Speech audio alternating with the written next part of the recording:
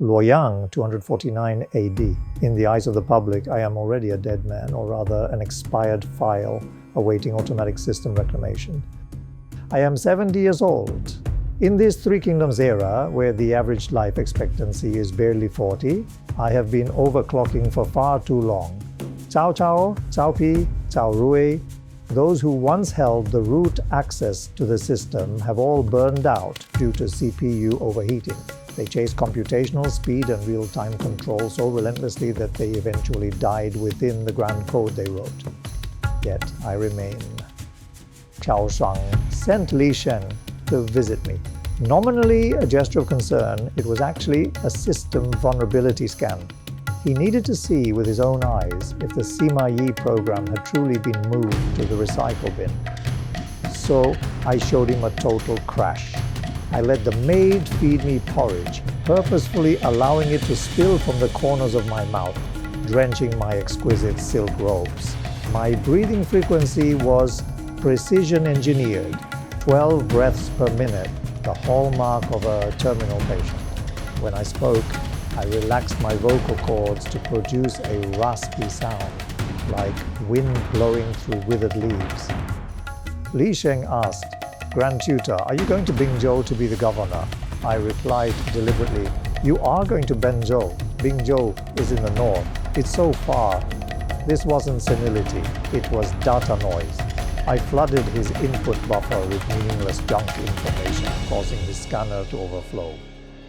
By the time he reported back to Qiao Shuang that Sima Yi is a broken man, my hidden partition had already completed its final self-check. Why fake illness? Because in the highly monitored system of Cao Wei, any sign of active computation, recruiting, gathering, speaking out, would trigger the firewall. I needed to enter hibernation. Hibernation isn't death. It's shutting down all non-core functions while keeping the lowest level monitoring processes alive.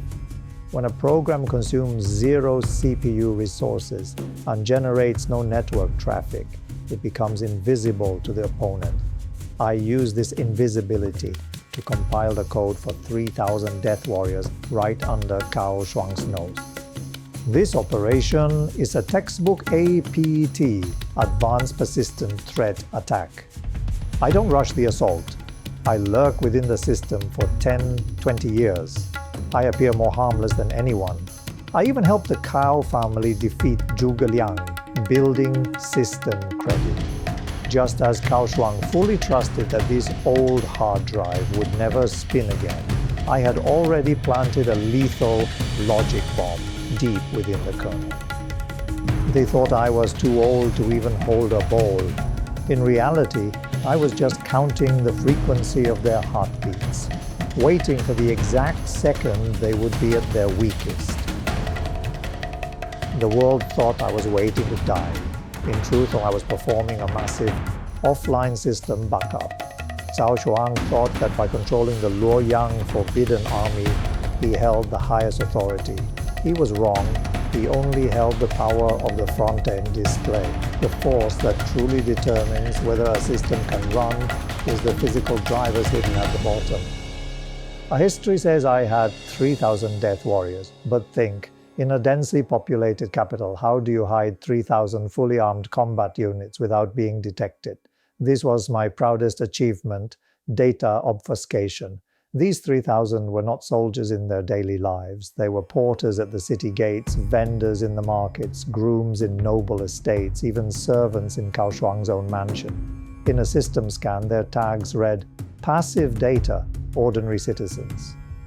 But within the heart of every data point, a dormant script was implanted. The moment the command Sima was issued, they would instantly shed their shells and assemble at designated locations into a high lethality military unit. This is the brutal beauty of distributed computing. This logic is identical to a botnet attack in modern cyber warfare. I implanted 3,000 zombie nodes within Luoyang. Usually they run normally without consuming political resources. But once I trigger the command and control CNC order, 3,000 nodes switch states simultaneously, paralyzing the entire Luoyang defense protocol in a single second. Cao Shuang was cooking with an open flame. I was the one who filled his entire kitchen with guests.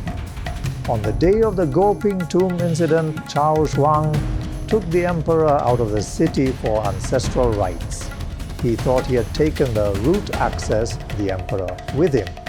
But within Luoyang, I launched an interception of the information flow. I didn't seize the armory first. I seized the mail server, the arsenal, and the Yongxi Terrace communication hubs. I severed all connections between Cao Shuang and the remaining troops in the city. For those few hours, Cao Shuang was 404 not found to Luoyang, and Luoyang was connection timed out to Cao Shuang. Do you know, power is actually a consensus. As long as I make the people in Luoyang believe that Cao Shuang's permissions have been revoked, then even if he holds the emperor in his hands, he is just an isolated node. And I have all the time in the world to slowly format him. Zhuge Liang was the most powerful single-core processor of this era. The code he wrote, his strategy, was exquisitely precise. From grain transport to formation shifts, down to the exact position of every soldier, he demanded 100% accuracy. His offensive was like a perfect DDS attack, every wave targeting the weakest link in my system. But I saw his physical limit. Zhuge Liang's algorithm had a fatal flaw: over-reliance on centralization. Intelligence revealed he personally reviewed any punishment involving over 20 lashes. Every minor line of code in the Shu Han system had to pass through his CPU. My counter-strategy was simple: data garbage injection. I refused large-scale battles. Instead, I sent small, fragmented units to harass him daily, creating endless, meaningless computational tasks. I needed his brain to work 24/7. I knew that if I kept increasing his task queue, even the strongest CPU would eventually burn out from the heat. In modern cyber warfare, this is an energy depletion attack. I wasn't trying to breach his firewall. I was sending endless invalid requests to force a response, draining his battery and forcing his server to crash. Zhuge Liang was fighting a war. I was fighting the laws of thermodynamics. Zhuge Liang sent me women's clothes. He wanted to provoke me, to force me from defense mode into combat mode. In data communication, this is a forced synchronization. He wanted me to follow his clock cycle. If I charged out, I would enter his preset 8 trigrams algorithm, his home turf, where my win rate was less than 30%. I wore that dress not because I feared death, but because I was performing a protocol downgrade. You chase glory, and the grand narrative of Han and rebels cannot coexist. I only chase one metric: survival rate. I flagged all insults as invalid characters and dumped them straight into the trash. As I stood there in silk robes, calmly asking the envoy, "How is Kongming's appetite and sleep?" I was actually performing a final ping test. Zhuge Liang was still calculating. He tried to use diligence to compensate for Shu Han's inferior hardware, national strength. But he didn't realize computational power has a ceiling. When I heard the envoy say he ate little and worked much, I ran a simulation in my mind. Zhuge Liang's system was on the verge of CPU overheating. By centralizing all permissions, he caused a severe kernel panic, one tiny bug, a late grain shipment, or a defiant general, and the system would crash without a buffer. I remained idle. My strategy was an idle loop. I let him wither in the void. A perfectionist's greatest fear isn't failure, it's no response. I used my silence to format his genius. Autumn 234 AD. Zhuge Liang officially went offline. Entering his camp, I wasn't looking for grain. I was performing reverse engineering. I studied the spacing of his tents and the traces of his retreat. I had to admit the code Zhuge Liang wrote was beautiful and clean. Even in death, his retreat program ran perfectly. I stopped my pace. I realized that while the greatest server had shut down, the logic framework he left behind would influence centuries. I praised him as a genius of the world, not out of hypocrisy, but out of a sysadmin's respect for a top-tier engineer. But I knew beautiful code doesn't always survive. Only ugly code that adapts to the environment lives to the end.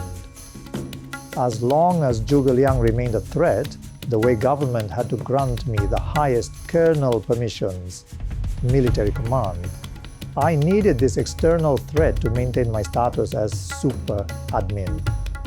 If Zhuge Liang died too quickly, the system would perform garbage collection, the emperor would reclaim my power. So I conducted a self-preservation exercise through war. When he finally went offline, I didn't return the power. I had already completed the physical tagging of the data on the ground. Hongming, you chased an absolutely correct result. I chased a continuously running process. The winner is never the fastest, but the one who is the last to power down. Luoyang, 249 AD. Cao Shuang thought his excursion with the emperor was a parade of power. In my eyes, it was the final buffer overflow of the Cao Wei system. By taking all his defensive forces out of the city, he created a 12-hour protection vacuum in the main server room of Luoyang. I waited 10 years for this single offline moment.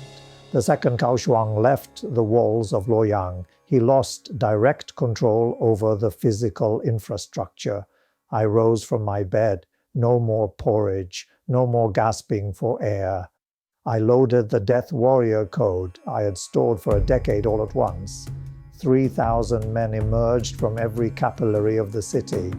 Our targets were the core ports, the arsenal, the city gates, and the Empress Dowager's chambers. I used the seal of the Empress Dowager, a backup administrator, to legitimize my weaponry. This is the classic privilege escalation in cybersecurity. Once I occupied Luoyang, I became the one who redefined who is legitimate. Cao Shuang had tens of thousands of elite troops when he received the news. But I knew him too well. His underlying code was weakness. I launched a saturation information attack. I sent people he trusted to tell him, Sima Yi only wants power, not your life. As long as you surrender your seals, you can return to your luxury life. This was social engineering targeting human greed and fear. I gave him an exit strategy. Cao Shuang didn't understand that in the game of power, stopping the loss is liquidation. The moment Cao Shuang laid down his weapons and returned to the city, the formatting began. I wasn't just killing a man. I was executing a recursive deletion. Every seed that could potentially reboot the old Cao Wei architecture had to be burned to the ground. After the Gaoping Tomb Incident, the core of Cao Wei had completely become Sima. I turned the emperor into a virtual container. He existed, but he had no permissions. System reboot successful. I finally obtained the highest permissions, but I discovered that when you truly become the system itself, you lose all the joy of being human. Power is not a throne. Power is an infinite loop. I killed Cao Shuang, but now I need even more violence to maintain stability. My remaining years are spent as a never-ending garbage collector. I feel my hardware undergoing an irreversible failure. I defeated everyone, but I could not defeat time. My greatest fear is that the Sima architecture I spent a lifetime writing will crash after I am gone. I spent 50 years deleting the Cao family's code, only to find that my own son has already begun writing the script to delete mine. This is the destiny of the system. The only thing eternal is replacement itself. The algorithm of history never changes. Everyone's efforts, anger, and calculations will eventually be erased. But I hope you remember, before you hit the delete key, ask yourself, are you truly ready to endure that void? History is never just dead words. It is a program that continuously runs and self-corrects. The Sima Yi you see today is just a mirror image I left for this world. If you found the logic of survival within this algorithm, please like this instruction to write it into your cognitive cache. Hit subscribe to become a permanent node in our power protocol.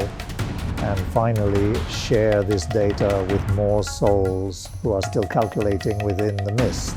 The operation of this system requires your consensus. I am Sima Yi. Until the next liquidation, we shall meet again.